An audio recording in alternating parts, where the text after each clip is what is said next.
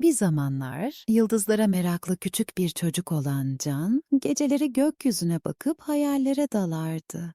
Bir gün odasında uyuyakaldığında garip bir ses duydu. Gözlerini açtığında yatağının bir uzay gemisine dönüştüğünü fark etti. Yanında parlayan küçük bir robot vardı. "Merhaba Can, ben Astro. Seninle birlikte gezegenleri keşfetmeye geldim," dedi robot. Can heyecanla, "Gerçekten mi? O zaman hemen başlayalım," dedi ve uzay gemisi hızla havalandı. Merkür, sıcak ve soğuk dünyası, ilk durak Merkür'dü. Can camdan dışarı baktığında gezegenin bir tarafının çok sıcak, diğer tarafının ise çok soğuk olduğunu fark etti. "Astro, neden böyle?" diye sordu. Astro açıkladı. "Merkür'ün atmosferi çok ince olduğu için ısıyı tutamaz. Güneşe bakan tarafı kavurucu sıcakken diğer tarafı dondurucu soğuktur."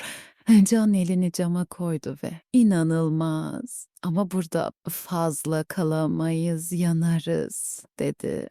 Ve uzay gemisini bir sonraki gezegene yönlendirdi. Venüs, zehirli bulutlar diyarı. Venüs'e geldiklerinde gökyüzü sarımsı ve bulutluydu. "Burada neden bu kadar sis var?" diye sordu Can. Astro, "Bu bulutlar aslında sülfürik asit içeriyor. Venüs, Güneş sisteminin en sıcak gezegeni. Çünkü atmosferi çok kalın ve ısıyı hapsediyor," dedi Can. "Burada nefes almak imkansız olurdu. Hadi Mars'a gidelim," diyerek rotayı belirledi. Mars, kızıl gezegen Mars'a iniş yaptıklarında Can kırmızı toprakları gördü. Etrafta devasa kanyonlar ve büyük volkanlar vardı. "Burası neden kızıl?" diye sordu Can. Astro, Mars'ın yüzeyi demir oksit, yani pasla kaplı olduğu için kırmızı görünüyor. Burada bir zamanlar su da vardı," dedi.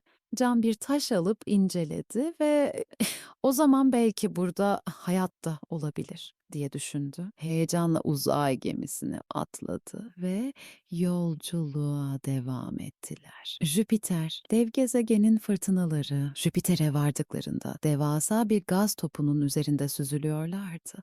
Büyük kırmızı lekeyi gören Can, "Bu ne?" diye sordu. Astro, "Bu dev bir fırtına. Yüzlerce yıldır devam ediyor. Jüpiter'in yüzeyi yok çünkü tamamen gazdan oluşuyor," diye yanıtladı. Can, "O zaman burada durmak pek güvenli değil. Hadi Satürn'e gidelim," dedi. Satürn, muhteşem halkalar.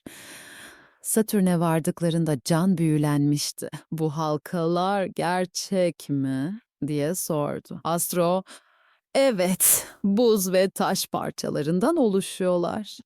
Satürn'ün en güzel özelliği bu halkaları," dedi. Can hayranlıkla halkaları izlerken, "Bu kadar güzelliği gördükten sonra diğer gezegenleri de görmek istiyorum," dedi. Uranüs, yan yatan gezegen, Uranüs'e ulaştıklarında Can, gezegenin yana yatmış gibi göründüğünü fark etti. "Astro, bu neden böyle?" diye sordu. Astro, "Bilim insanları Uranüs'ün geçmişte dev bir çarpışma yaşadığını ve bu yüzden yana döndüğünü düşünüyorlar," dedi. Can, "Çok ilginç. Ama daha fazla soğuk hissetmeden Neptün'e gidelim," dedi. Neptün, buz devi. Neptün'e vardıklarında rüzgarlar çok şiddetliydi. "Burada fırtına var," diye bağırdı Can. Astro, "Evet, Güneş sistemindeki en güçlü rüzgarlara sahip gezegen burası," dedi. Can başını salladı. "Bu inanılmaz bir maceraydı Astro. Ama sanırım artık eve dönmeliyim." Astro gülümsedi. Tabii ki Can. Ama unutma, evren keşfetmekle bitmez.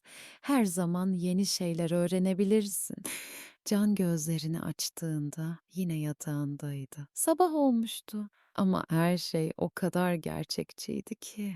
"Acaba gerçekten rüya mıydı?" diye düşündü ve gülümsedi. Çünkü o artık gezegenler